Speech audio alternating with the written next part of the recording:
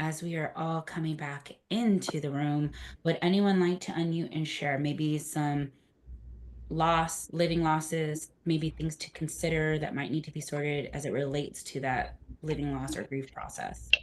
Great discussion. Alyssa, please, comfortable sharing? Yes, my group, we talked about several different aspects of the absent parent and to a child. And my personal experience was that I'm a child that grew up in a single home with my mother. But I was born with a birth defect, a cleft palate, and my father rejected me in as a child, and not until later in my adulthood did we start to work on that and did I get some love out of that situation before he passed, thank goodness. But actually, the point was, he was present in the home until I was about 10 years old. Although he wasn't present to me, he just was very shallow about the birth defect. He wanted to blame my mom. He just was not there for me with love and attention. And that just affected me so greatly that it was the root of my addiction. I have been out of addiction for some time now, several years, but I've been in and out of addiction due to that because I never recognized the root of the problem. And that's really about all I can share about that. But the other ladies participated just as well about their background as well. So thank you. Thank you, Alyssa, and thank you for sharing. Marie, I saw, did you unmute too at the same time? I want to make sure if there was something you wanted to contribute, and then I see the hands. Okay. Okay, on my screen it has Isabel next. Hi, Isabel. Hey, one thing that we had kind of talked about is like that ambiguous loss and the losing the idea of the things that could happen. So I work with teenagers a lot.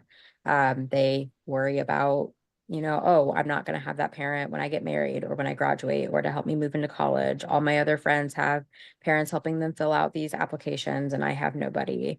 All of those kind of life events that they had seen that person being involved in, and whether that parent died or whether that parent is just absent in their life, they're now in foster care, different things. Those really are the things that hit the kids that I work with, especially the teenagers, as they're kind of comprehending all the life changes. Thank you, Isabel. And to incorporate that, right? There's sometimes the loss is relational. It's more relational, and sometimes it's a talked at a concrete, a normal level. physical, tangible loss. Ismany?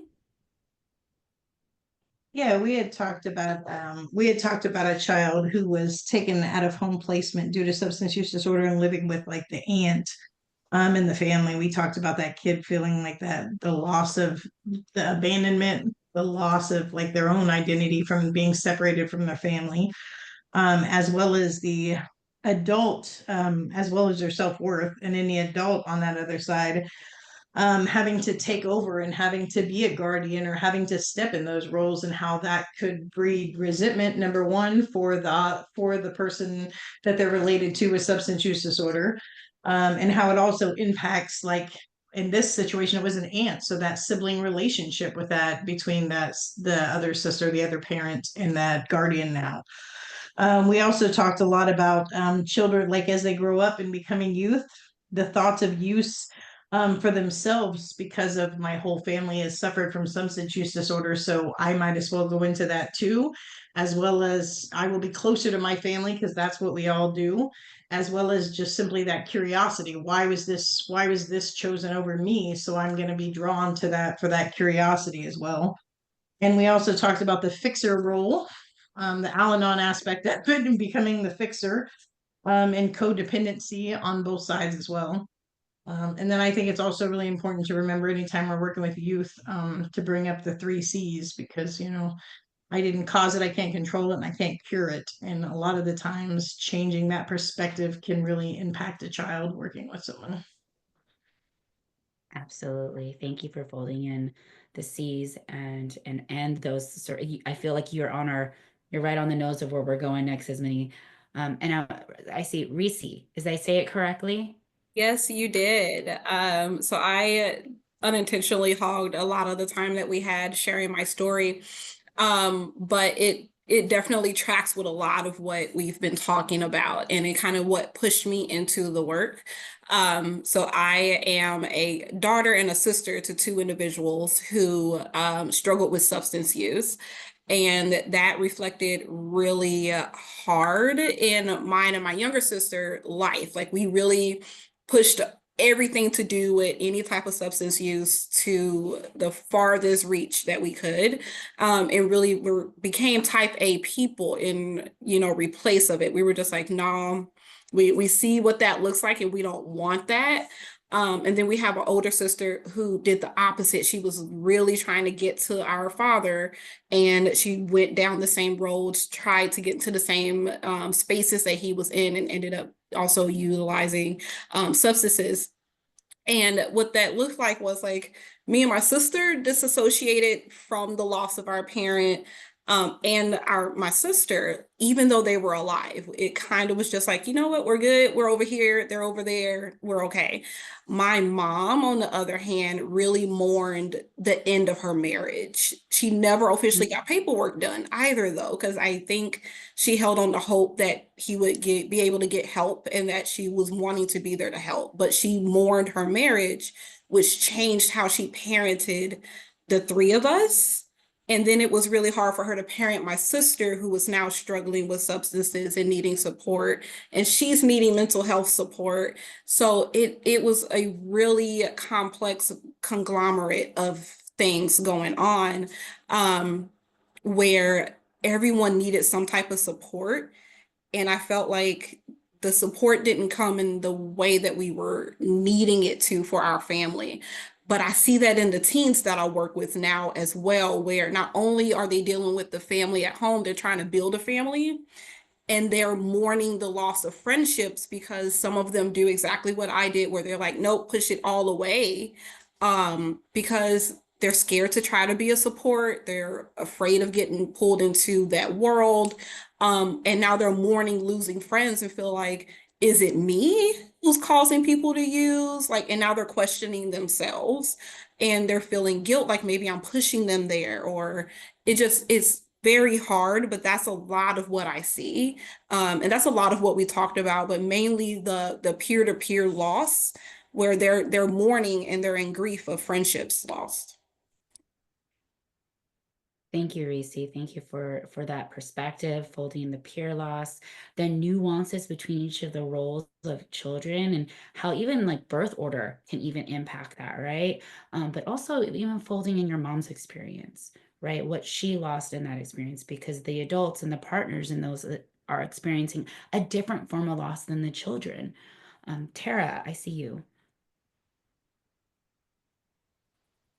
Or Tara, Hi, please yeah, you had it. correct me It's if I'm wrong. Tara. And I have a similar background as Reese. And again, I want to thank you. What the information you're providing, like, is on point. That whole circle, it's hard to, you could probably speak on each one of those things. And it just makes me think of kind of the chaos that is that, like growing up in that, and then as an adult.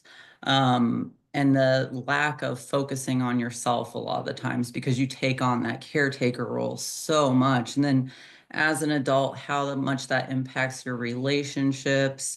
I had a father with a substance use disorder that he ended up, it's been about a year, passed away from a cancer diagnosis. But it's one of those things where it puts the distance. That's substance use disorder, as it is that barrier, those mountains in the picture. Like, I mourned that loss, even way before he passed away. Like, you get to a point where you're, 13, 15, and you become othered. from society because you're not like every other family or every other kid. So you're less likely to go around the typical kid. So it really drives, like, it's wild how much it does, like, last throughout a lifetime. And as an adult, especially the relationships. The one thing I thought I would add, I guess that it might have been on the will too, was a sense of safety, like feeling safe with someone, because it's part of that trust too. But again, that was a lot of great information. Thank you. Thank you. Thank you. Yes. Loss of safety, loss of childhood, right? These are components that when we would talk and I would work with the adults and the parents and the caregivers, sometimes they can't recall the childhood themselves because they were impacted by the adults in their lives using. And so, how that's perpetuated, what that shows, um, and a lack of childhood and what's lost in that. And we had someone in another group talk about how when they're removed from the home and they're placed in a foster home, all of a sudden they're introduced to all of a sudden types of safety, childhood, and all these components, and that becomes recognized. I didn't know that I was losing something. And now I'm feeling it on the reverse end when it's being introduced to me and the grief in that. I want to also fold in to include some of the caregivers, right? Many times when there's substance use or mental health or other impacts of adversity, domestic violence, or those components, they're removed from the home and they might be placed with another adult, like a grandparent. And so, what is being instituted by that grandparent?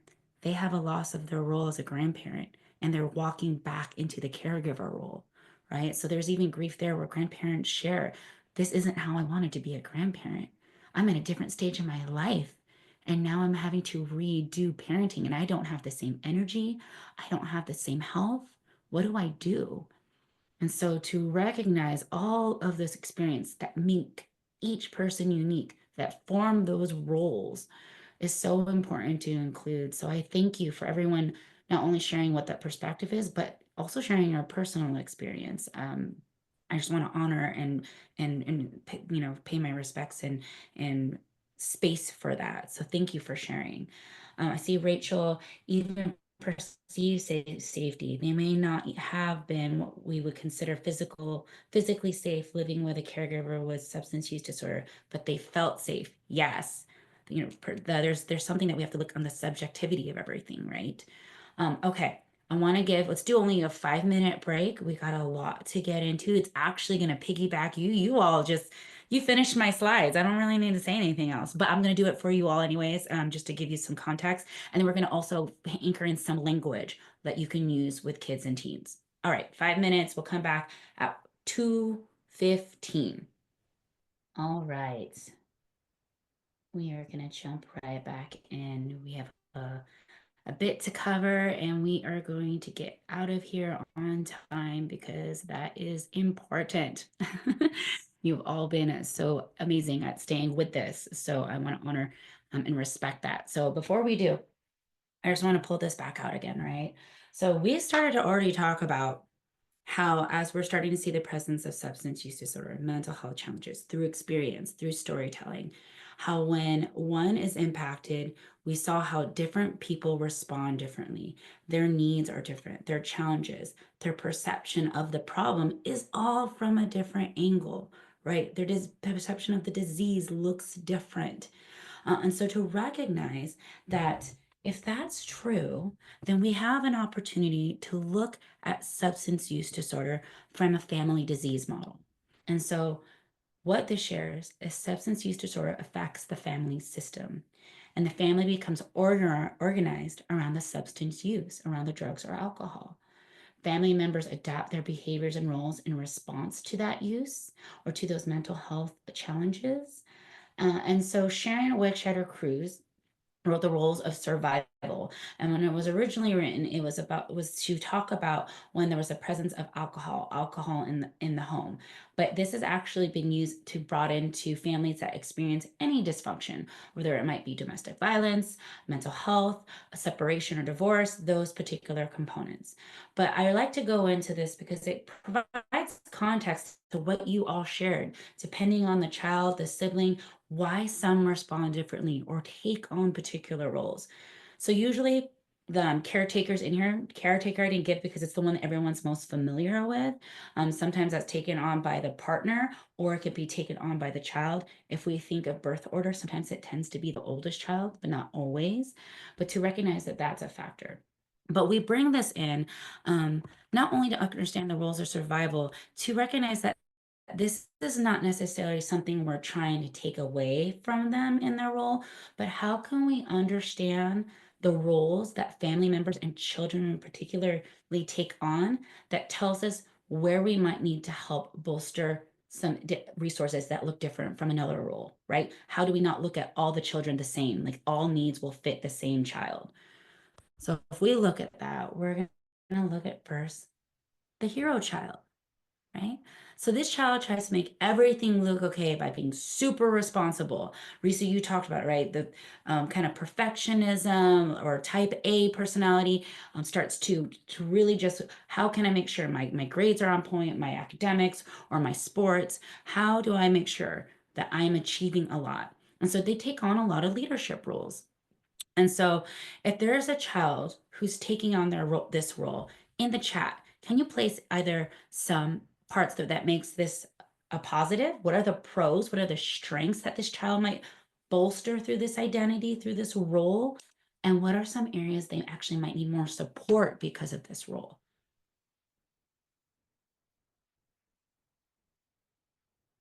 They're a leader. Yes.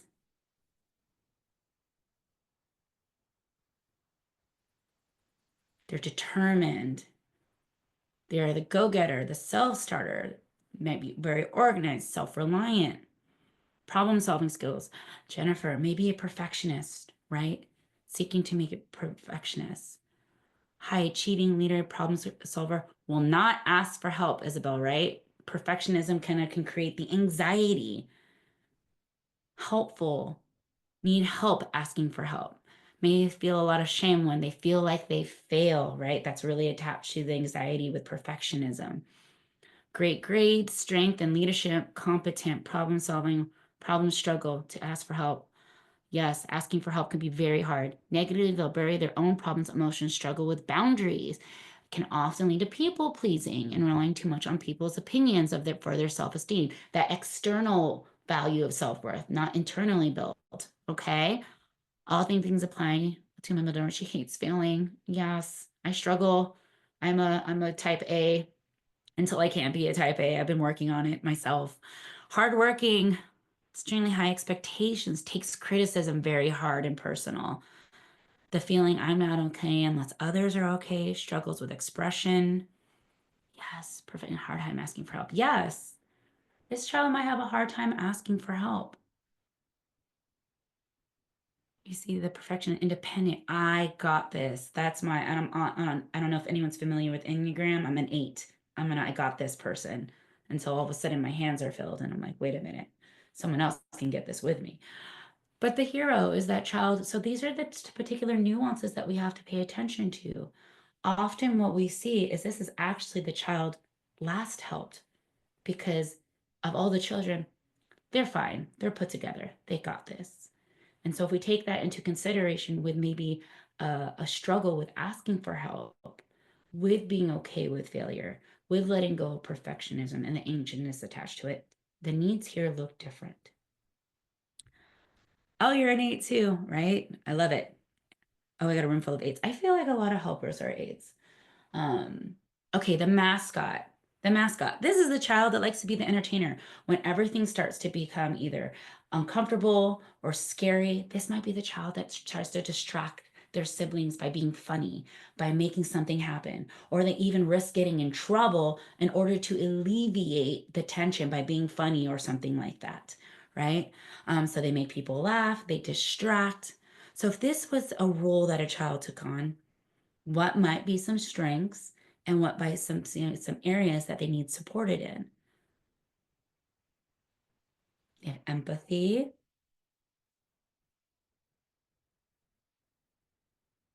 charismatic, relationship issues in adults because they don't learn to take things seriously ever, right? Often there's a discomfort with heavy feelings or other feelings that aren't attached to quote unquote positive. Strength is humor, extroverted advocacy. You see, this is Will Smith per an interview. He was a class clown to distract from his father. If we think about a lot of comedians who didn't, we recognize suffer with mental health issues later on, Robin Williams, all these other components, we start to actually see this twitch. Um, all of these people who were the mascot that brought joy, right? They entertained.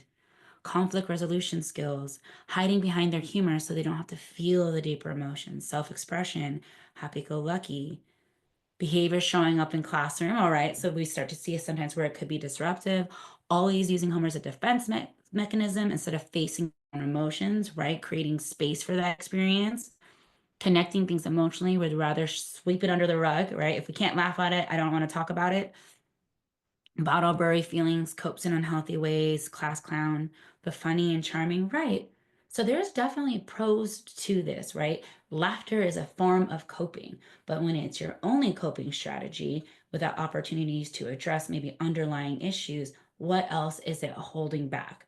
What other things might need to be addressed? They avoid feelings and prioritizing others, right? Like the hero, but it's coming out differently, right? They're prioritizing another person by making everyone laugh, but it looks different. The scapegoat. So this is the kid that is acting out. They're giving seemingly behaviors that get them in trouble, get them pushed out of the classroom, get sent to the principals, that get reprimanded in the home. So this kid is the one that's having behaviors that they can anchor in. So what do you think are some pros and cons? What are some strengths and areas that they might need to be supported? Esmini, this was you.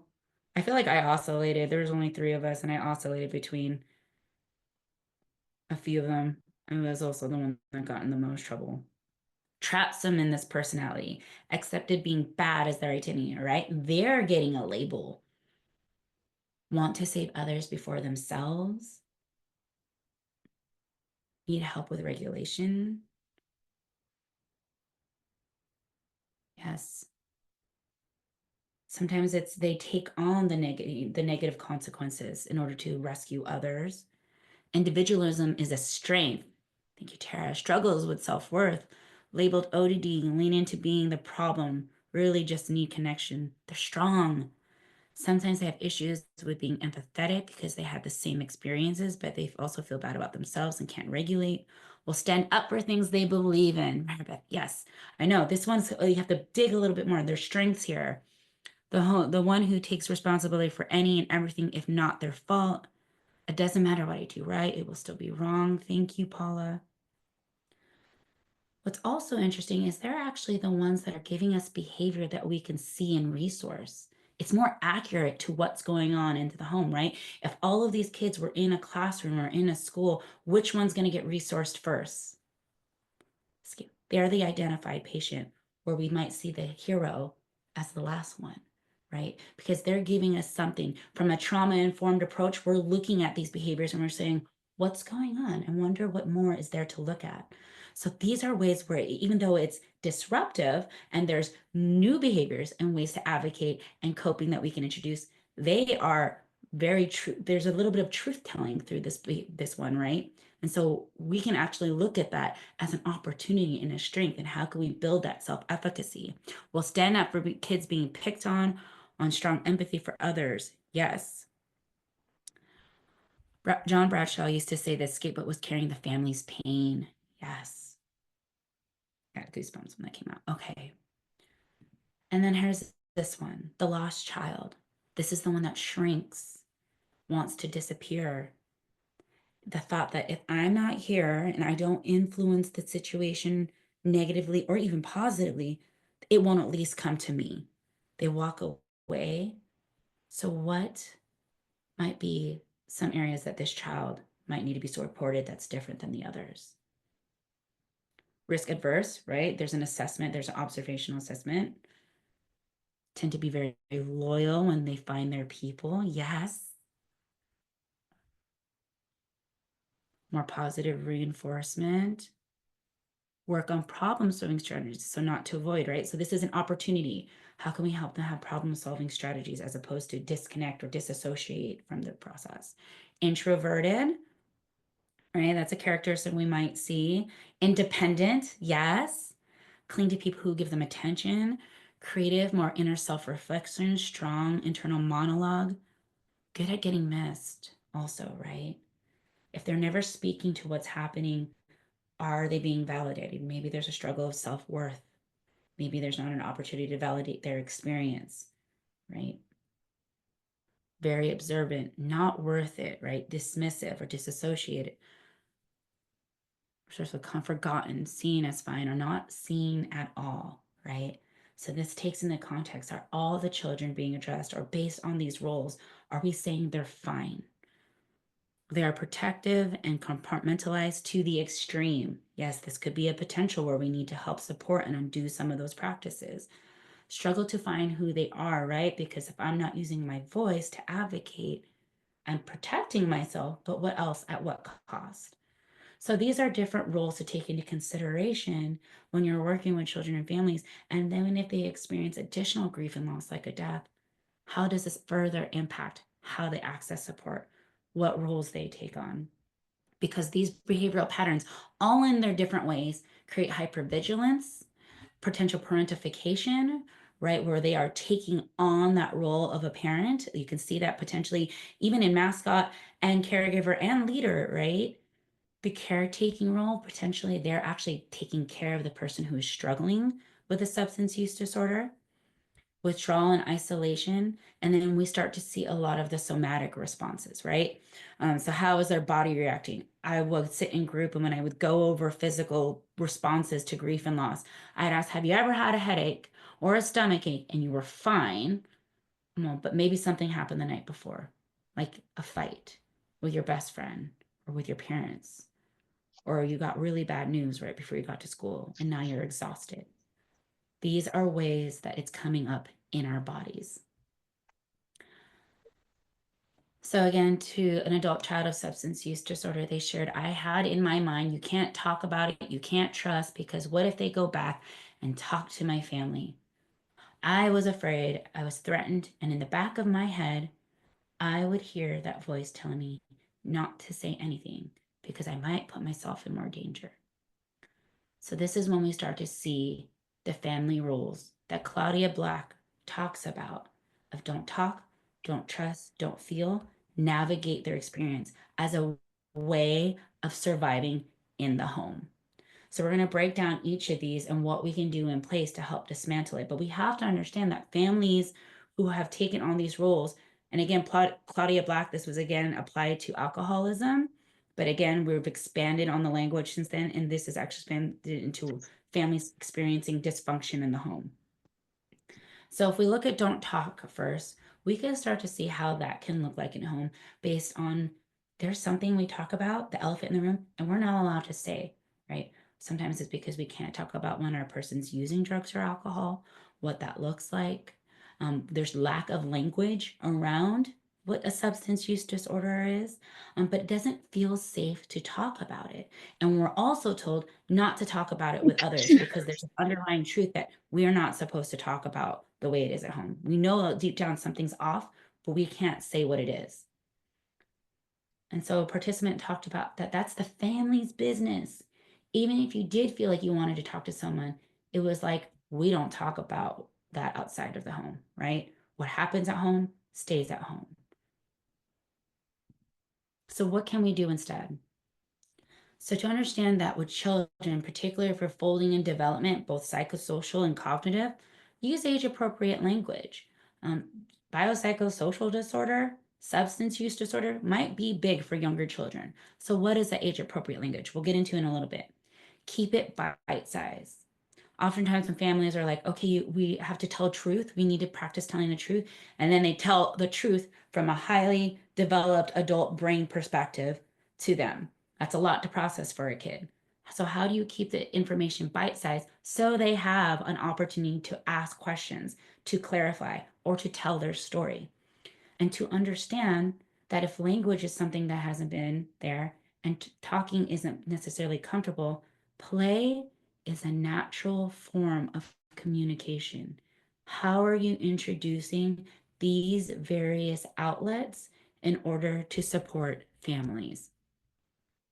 Right? Yes, Michelle, it's nobody's business.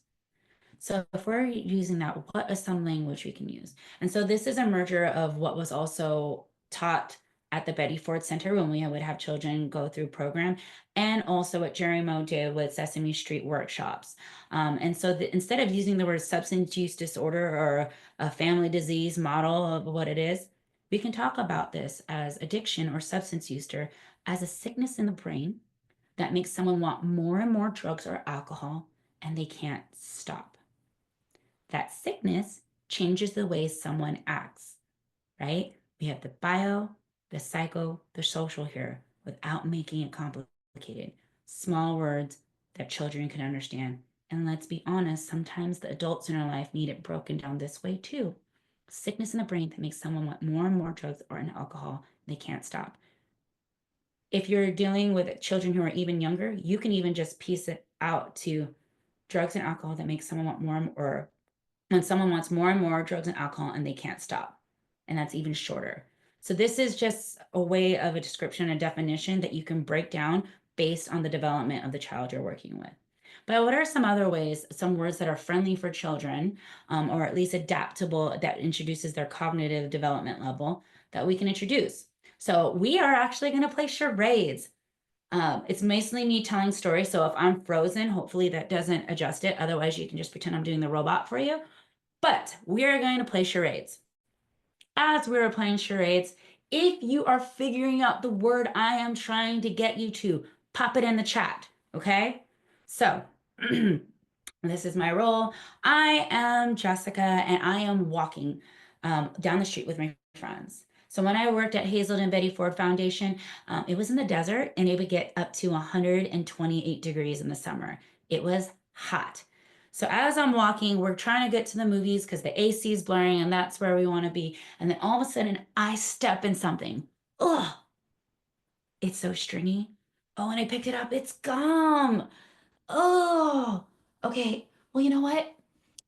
Oh, my friends are leaving me. Oh, well, hold on. I need to get this off. Yeah, I see the word, and I'm gonna pull it up. Oh no, it's on my hand. It's on my foot. It's on my hand. And when I try and touch it this way, ugh, it's everywhere. It got all over me. What? And then, hey, they went in without me. I got stuck. I got you. Yes, I got stuck. It's sticky. Yes. Oh, you're all on it. Yes, I got stuck. Stuck is like addiction because it affects all different parts of a person's body and life. It doesn't just stay in one spot, it starts to affect every part of their body, their emotions, their feelings, how they act, their brain. Great job, everyone. Okay, next one. This time I'm a fish. And I'm such a hungry fish. Oh, eggs are so expensive now. I don't know what to eat. Oh, I'm gonna need to find something else to eat. And then all of a sudden I'm swimming around, I'm swimming, and I see it, a ball of cheese sitting on the top of the water.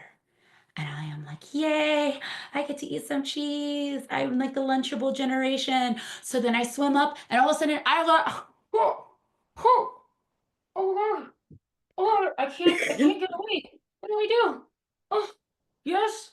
Oh, there's two in there that I saw, and both actually work. I got caught, but I got hooked, right? I got hooked. And when I'm hooked, in the chat, tell me, am I in charge of my life now? Or who's in charge of my life now? Me or the what? Who's in charge? The fisherman, the fisher person, fisherwoman, whoever it is. That person's in charge now. Yes, the drugs and alcohol are in charge. Hooked is like addiction in that the disease is now in charge of the person's life. They don't want to be hooked. They want to get away. But the disease hooked them. The disease is in charge. So the last one. Now I'm a mama bear and I'm going out and I'm stretching and I'm like, okay, I'm gonna go get my cubs some food. I'm gonna come back and bring it back to them. And I'm walking. I already see the word in the chat. And then all of a sudden, I step in this pile of leaves and then something grabs me and I'm screaming. This hurts. I got trapped. I got trapped. And but how am I going to take care of my cubs at home? I need to take care of them. What do I do? Can I? No, I can't. Because all living things want to be free. No one wants to be trapped by drugs and alcohol. But when someone is trapped by drugs and alcohol, they can't be with the ones they love the way they might want to be. Trapped is like addiction. Trap is like a substance use disorder. So these are language that you can use with kids, that when someone's trapped by drugs and alcohol, when someone's trapped or stuck by drugs or alcohol, or when they are hooked by addiction, that gives an illustration to understanding that it's not your person with a moral failure. Something is impacting your person. Something is got your hold of your person. So don't trust. Kids who have grown up with substance use disorder in the home have been taught not to trust. Things are unpredictable. Looking at the teen's picture, sometimes I might expect happy mom and sometimes I might be angry mom. Sometimes I'm not sure if that's actually how they feel, right? Sometimes there was broken promises. I was the last one that was picked up. Sometimes I was forgotten to be picked up from school because of that, right? So someone said they were going to come get me and they never came. Maybe there's been a promise to stop and then they saw that it didn't stop. What are those factors that create that don't trust experience? We can go on and on, right? As we talk about how trust is broken and doesn't feel safe to trust. It's a family secret. You also can't trust other people with it, right? If we take into consideration some of those experiences that people shared, or they trusted someone, opened up, and then that person went to the parents and got the kid in trouble. Yes, we didn't ever see it play out well. That's definitely something that has happened. Or someone says they can do something to support, change the situation, and then it doesn't happen. So, what are the ways that we can foster trust? And so, with families, it's important to create consistency and routine and find ways to increase predictability in their environment. For some kids, that might be absent completely. And so there could be resistance to that. So, how can we make that consistency and routine small and manageable to increase success, right? Actively listen, which means how are we staying fully engaged with a child or family member in front of us so that we can actually hear their story from their perspective and not try and fix anything. We're just listening first, right? And we're going to do an activity tomorrow that fosters that facilitation. And then make promises that you can keep. So keep them small and achievable. Rebuilding trust takes time. So when we would have children come into the program, oftentimes they would be very nervous. What are we going to do next? What are we going to do next? They were seeking that predictability, something to anchor and turn off their hypervigilance, which is difficult, right? And so no matter how many times they ask, I get down at eye level, I get down on my knee and I'd be like, here's my schedule. This is where we're at. That means we have about 20 more minutes of doing art activity. Then we're going to go to the pool. And if you see after the pool, we go to lunch. I'm like, okay. And then maybe even 5 minutes after that, where are we at in the schedule? We have 15 minutes left. And then we're going to go to the pool and we'll get lunch. And by showing that is me keeping the promise around something I can manage, right? So making sure that it's something manageable. If you're not a family that can say, we'll spend a whole day together, and you're like, that is foreign, I didn't even do that growing up. Maybe it's more of like, we're going to take at least 5 minutes a week just to check in and see how everyone's doing. How can we keep it manageable? And then don't feel. So for don't feel, we recognize that feelings might not have been safe. They might even have not been taught language around what it means to feel safe. So learning to feel, create opportunity to validate emotions. So emphasis that all feelings are okay. And to recognize if this is something that's never been talked about, where you might think mad, sad, angry, shame, guilt are all natural feelings that based on their development, they might know, they might need more guidance because they have never been taught this language yet. So how can we provide opportunity to share those feelings that are age appropriate and help them understand what some of those emotional responses might be?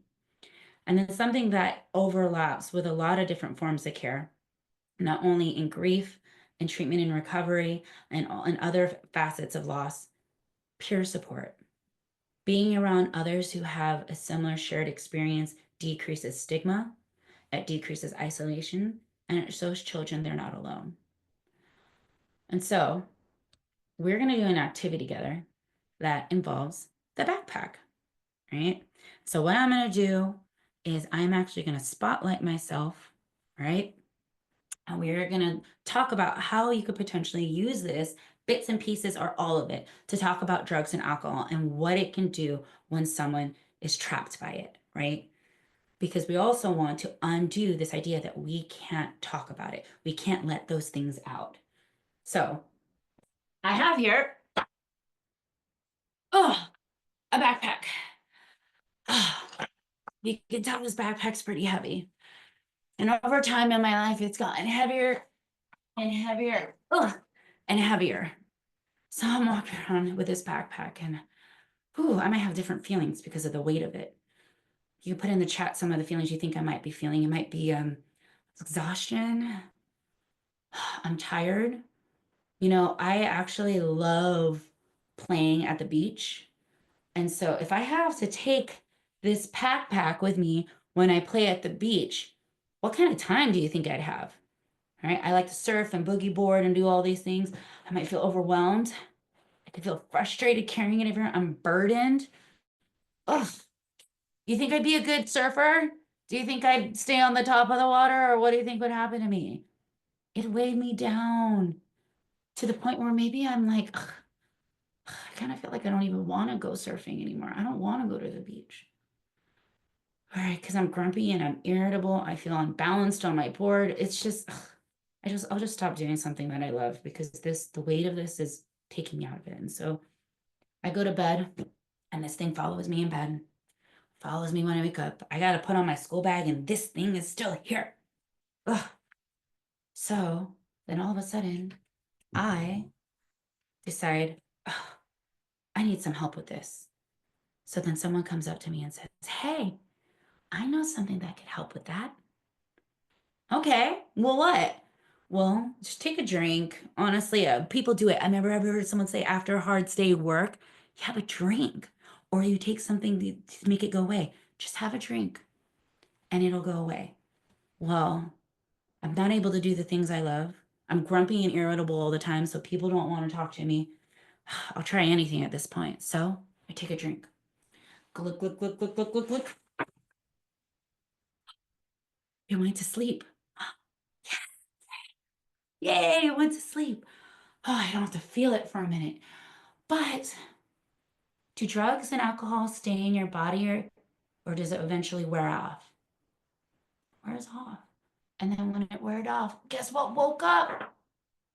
Oh, the bag. It didn't take the problem away, really. And in fact, it's heavier now.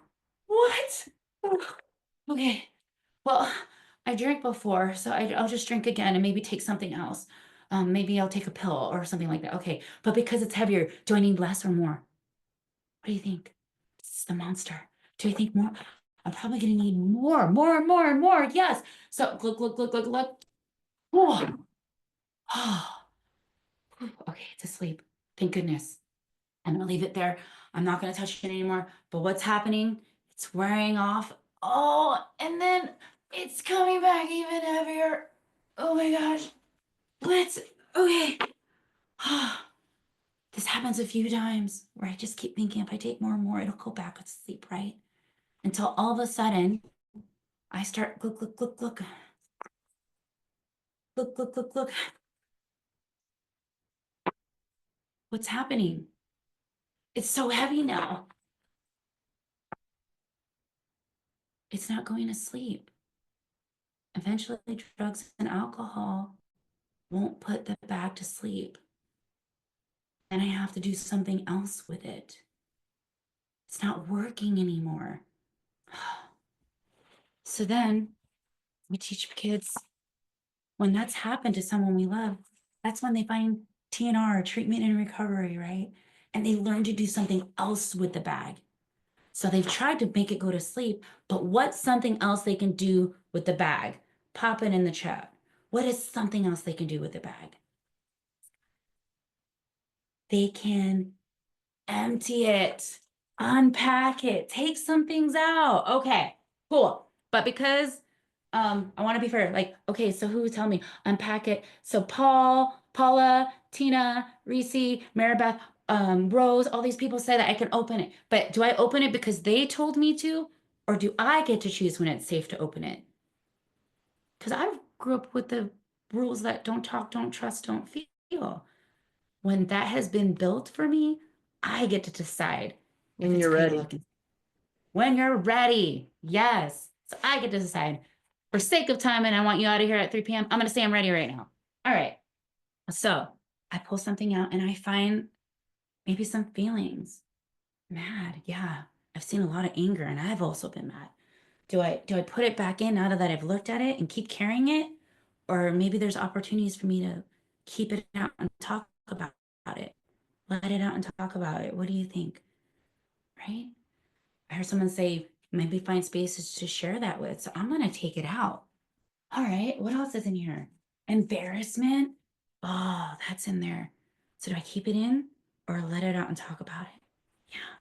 I might take some long time to take some of these rocks out. And some of these things I can take out right away. I feel comfortable. It's up to me. I'm tired. Maybe I've seen some problems like fighting or secrets or drugs and alcohol, the problem of addiction. So, yes, I'm taking all of it out. I'm being really careful not to hurt my toes right now. Okay. Okay. Oh, awesome.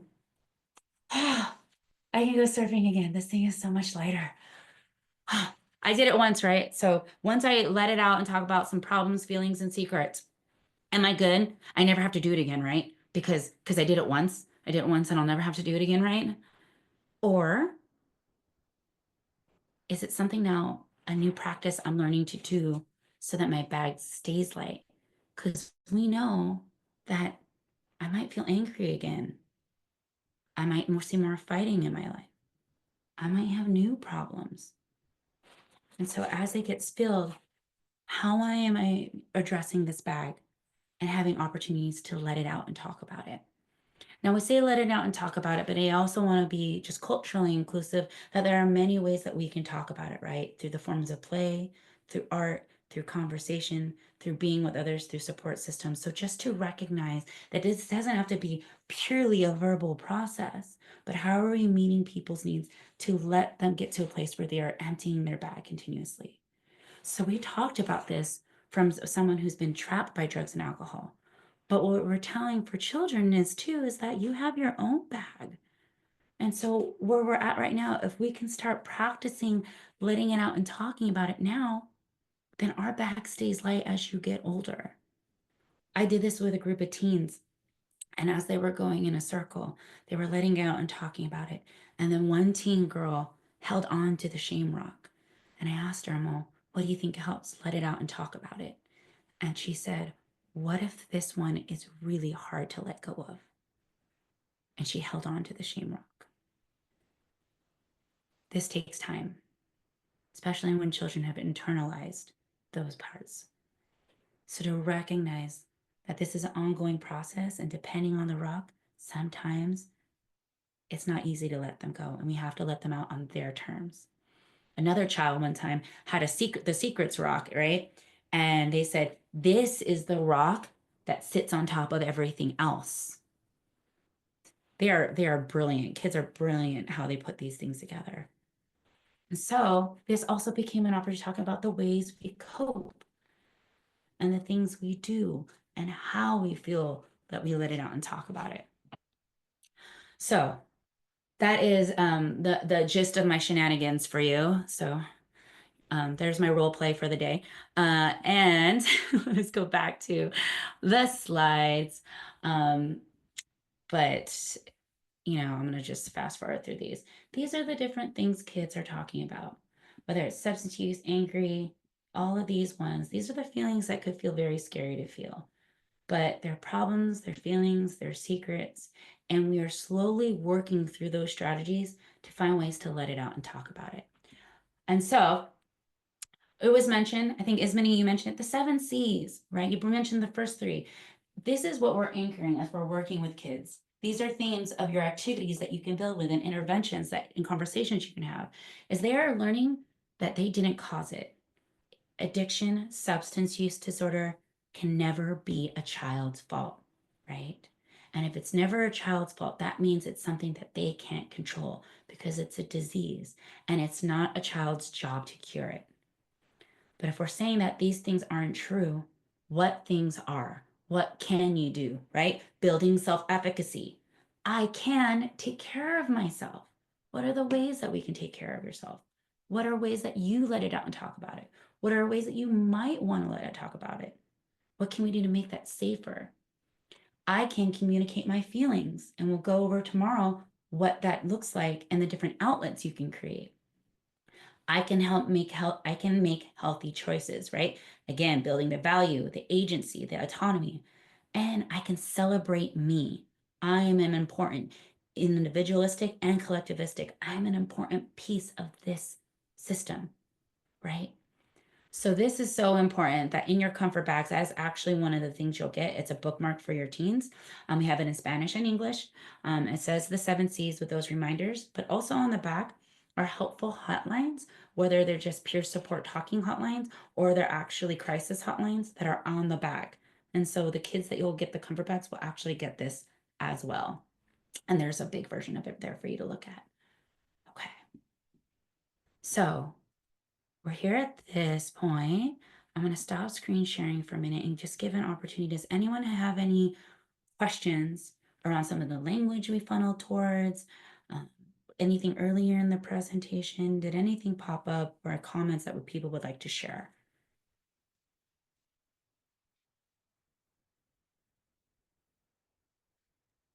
I just want to Lucy? say, oh, sorry, go ahead. No. I saw you. I was calling your hand. I'm going to remove my Oh, spotlight. I was just going to say, I really love the illustrations that you had given to be able to take and use that with kiddos to have those analogies and resources. But I never heard of the 3 C's before, whoever stated that before. So thank you for whoever introduced that. And thank you also for talking more about that as well, because that was really, really helpful. So, and in regards to the analogies at the end with the don't trust fostering and all that. So yeah, very helpful. Thank you. Thank you, Rose. Reese, I think I saw you, and I don't know if you. Yes. Yeah, it was me. And I just want to say I love that Sesame Workplay or Workshop is getting highlighted. I've worked with PBS for a little while now here on different little projects and things. I did a fellowship with the local PBS here in the St. Louis area. And they are phenomenal. They do so many community like reach outs to gather the information to make sure that they are addressing the need for the community. So when you're looking at these things, loads of people have really supported the development of that segment with Elmo. There's print materials. They have free no cost professional development things as well. So really, really cool. Take a look. They have free printables, but when you complete some of the professional developments, you have the option to request some materials that help you do things with families or that you can support families. It's really great, you know. And then they have PBS Learning Media. I'm gonna put that in there and is based off of your local PBS channel, but you have access to things that are made, nationally. And they have social and emotional things for all ages, starting from like age 2 up through like 18. So really cool stuff, really great stuff in supporting us do this work. So just wanted to share that and commend you for using a very free resource that our families are, for the most part, familiar with. Like everybody trusts Elmo. So really Everyone great. trusts Elmo. Thank you, Reese. National Alliance for Children's Grief actually just did something with Sesame Street and they had Elmo. And I was like, okay, I'm having a fangirl moment over seeing Elmo. I'm like, okay. It's just that it's such a warm resource and they've done so much for social emotional care and leaning into these harder conversations. Tina, I think I saw your hand go up. Are you still here? Yeah, I just want to say thank you. I'm crying now, but thank you. You present very well. It was beautiful. I'm so sorry I'm crying. I don't know why, But I love the backpack, and I've got teenagers that I love in my life, and even my son included, they all suffer with parents with substance use disorder, and I'm gonna take a lot of this to them, and can't wait to see how I can implement the backpack to them. So thank you. Thank you, Tina. Thank you so much. Marie? Hi, Marie. I just wanted to say that this was hard. Also crying. um, because it seems like no matter how far you are in your own recovery from whatever, issues that you might have gone through, whenever you start to unpack it like this, again, it's just like it's always that unpacking, always. And like you think that, you're past certain things. And then when you see things about what children go through with it, it reminds you also the mistakes you made, but it also gives you that opportunity to look at how far you've come. And like personally, I have the opportunity to make changes again in the next generation as I currently have my granddaughter. And I just really wanted to say thank you. Thank you, Marie. Thank you all for sharing parts of yourself and your story. And I think there's so much to be said about what we're doing as far as the opportunity that, right? So much of this, we needed this as kids, and it's never too late to learn it. Often I'm like, you need to play. You need to do these forms of play for yourself. And the power of modeling is that, yes, they're learning instead of hearing what you say and do, right? They watch what you're doing more than what you say, but also inadvertently, you're doing the best thing you can for yourself, right? By supporting yourself first. So thank you. Anyone else have questions or comments?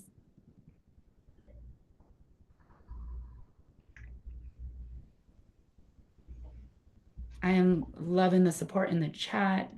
Everyone, you are also warm and seeing each other in this experience. And so if there's anything else, I want to be mindful. We're almost at the minute. I'm going to stay on, but to know that, this was a heavy topic and we move into it and we have more tomorrow. So please I know some of you have to go back to your work, but if you have time to disconnect and take care of yourself, you'll have homework from us here. Just tell us one thing you did for yourself, one thing tomorrow. Okay. And it can be whatever you want. Some of us are very strategic and like I organized a room and that supported me. Well, that is someone else's not cup of tea. And you're like, I pet my dog until I went to sleep. Find something for yourself today and we will see you tomorrow.